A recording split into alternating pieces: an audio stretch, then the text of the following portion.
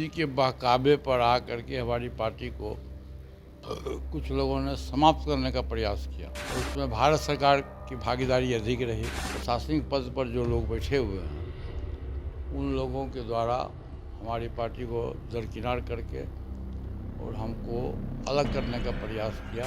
भाजपा के प्रदेश अध्यक्ष और जनता दल यू के प्रदेश अध्यक्ष का बयान आया कि बिहार में एनडीए 5 पांडव, उस पांचों पांडव से मैं हम लोगों को सम्मिलित, हमारी पार्टी को सम्मिलित नहीं किया गया। ये बीमारू सरकार है, खुद मुख्यमंत्री बीमार है, मुख्यमंत्री का मानसिक संतुलन ठीक नहीं है। तो दलित की राजनीति करने वाला व्यक्ति को दलित के हित की बात करनी चाहिए, न कि सामंती लोगों के हित की बात करनी चाहिए। ये पार्टी समाप्त नहीं हुई, आने वाले समय में पार्टी के बिना दूसरी सरकार नहीं बनेगी। ये राष्ट्रीय गान के समय में माननीय मुख्यमंत्री जी का क्या व्यवहार हुआ। मैं भी निमंत्रण दिया था चूड़ा दही के भोज में, हमारे यहाँ भी वो लोग आए, मैं भी कल गया और मेरा रिश्ता उस परिवार से, उस पार्टी से पुराना रिश्ता है। बांका में पूर्व केंद्रीय मंत्री पशुपति कुमार पारस की कार्यकर्ता सम्मेलन और इसमें भारी संख्या में जो लोग हैं वो जुटे। इस वक्त खास बातचीत के लिए हमारे साथ खुद पूर्व केंद्रीय मंत्री पशुपति कुमार पारस जी मौजूद है। सबसे पहले सर, आपका भाषण जो था आज का वो जोरदार रहा और लोग काफी ज्यादा तालियां भी बजाते हुए नजर आए। देखिए,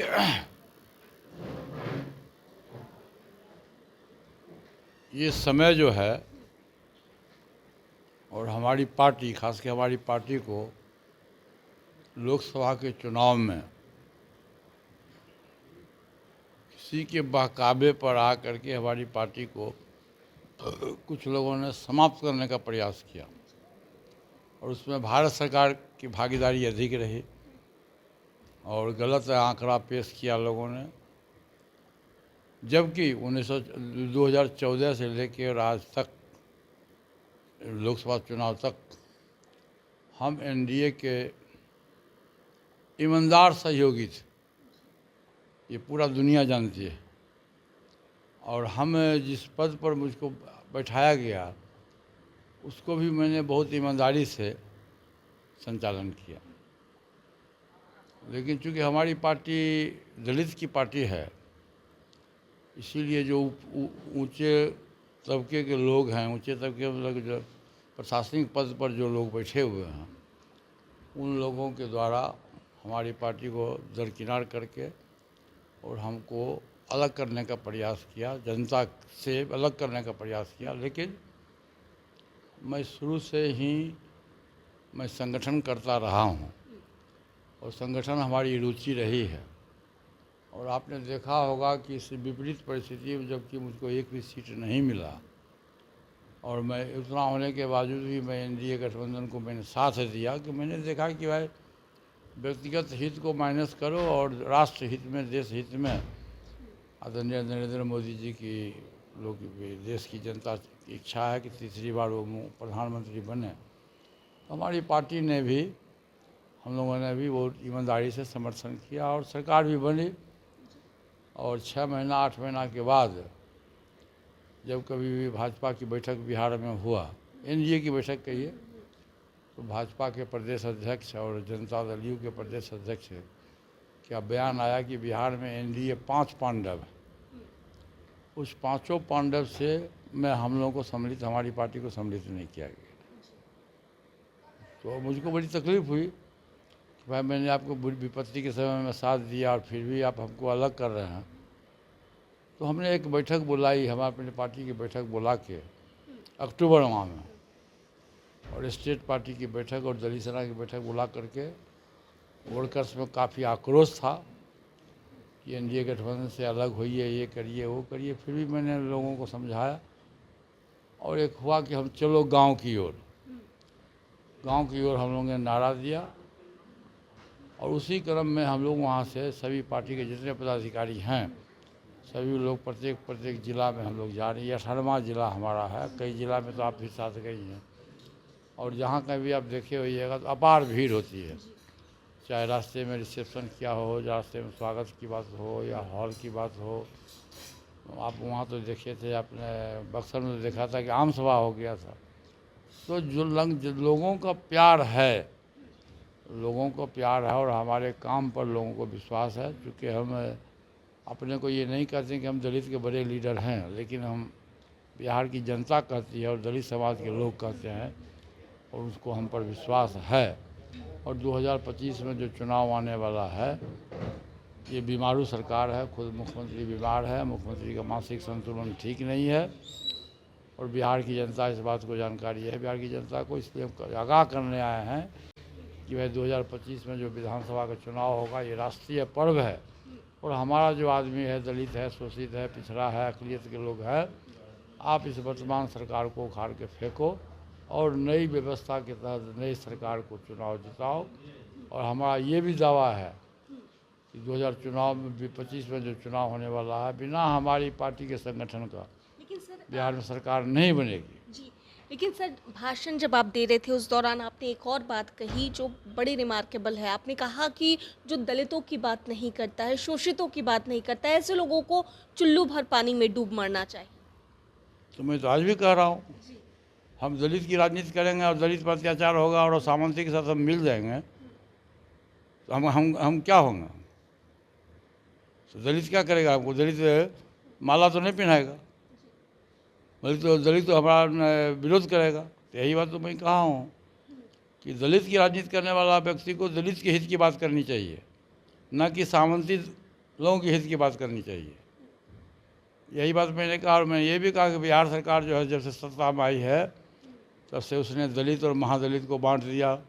संविधान के धारा के विपरीत बाबा साहब भीमराव अम्बेडकर के द्वारा जो लिखा हुआ संविधान था, उसमें कहीं जिक्र नहीं है दलित और महादलित, सिर्फ दलित शब्द का है। उसने कहीं शब्द नहीं है पिछड़ा से पिछड़ा, उसने बांट दिया।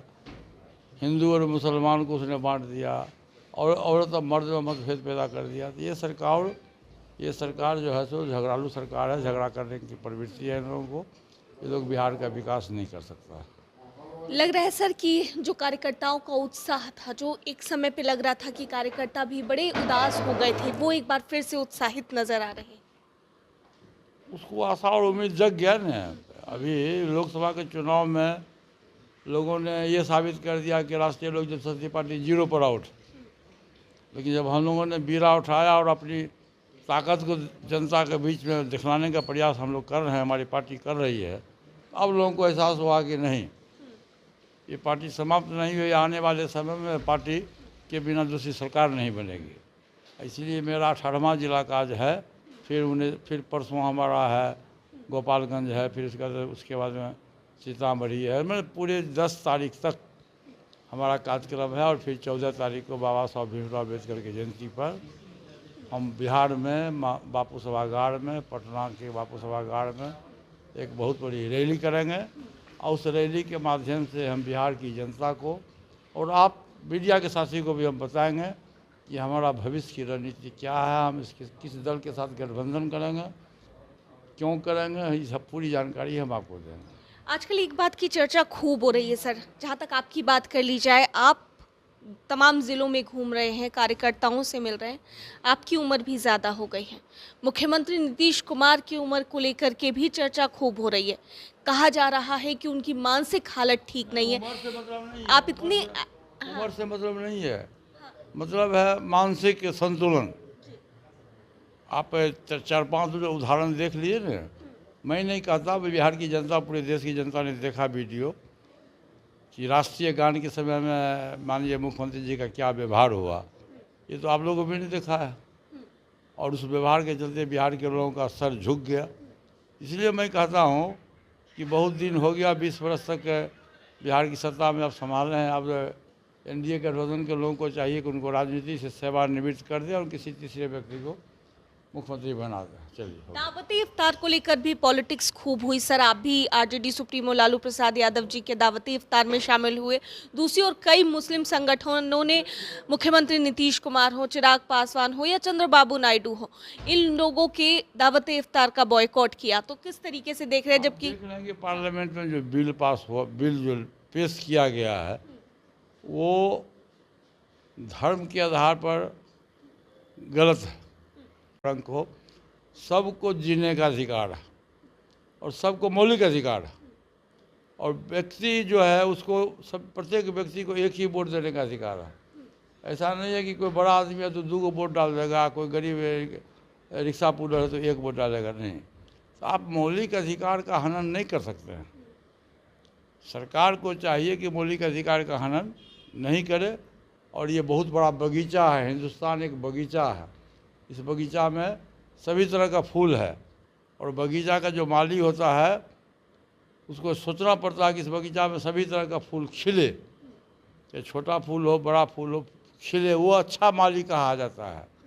लेकिन यहाँ तो धार्मिक के आधार पर, धर्म के आधार पर वोट की राजनीति में आप कहते हो तुम हिंदू हो, कहता मुसलमान है, वो कहता सिख है, वो कहता ईसाई है, वो कहता है दलित है, तो कहता आदिवासी है। ये नहीं होना चाहिए डेमोक्रेटिक सिस्टम में, प्रजातांत्रिक व्यवस्था में।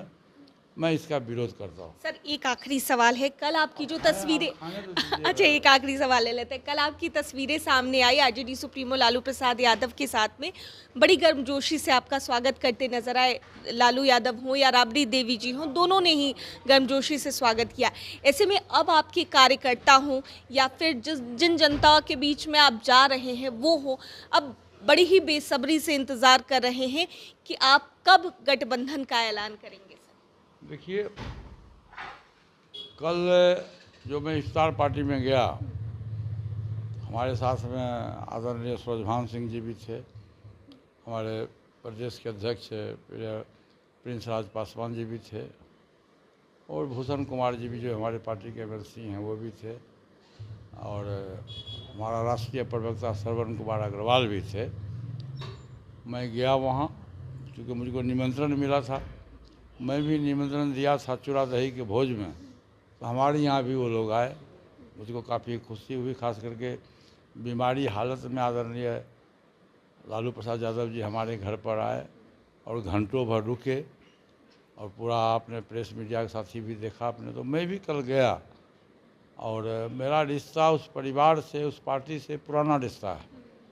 देखिए 77 से मैं विधायक रहा हूँ बिहार में, 8 बार मैं विधायक रहा, 4 बार मैं बिहार सरकार का मंत्री रहा, 9वीं बार मैं भारत सरकार में मंत्री बना, लोकसभा का सदस्य बना। लेकिन लालू प्रसाद यादव जी से मेरा रिश्ता पारिवारिक रिश्ता शुरू से रहा है। और 90 में जब पहली बार बिहार में सरकार बनी थी आदरणीय लालू जी के नेतृत्व में, तो मैं भी उस सरकार में मंत्री था।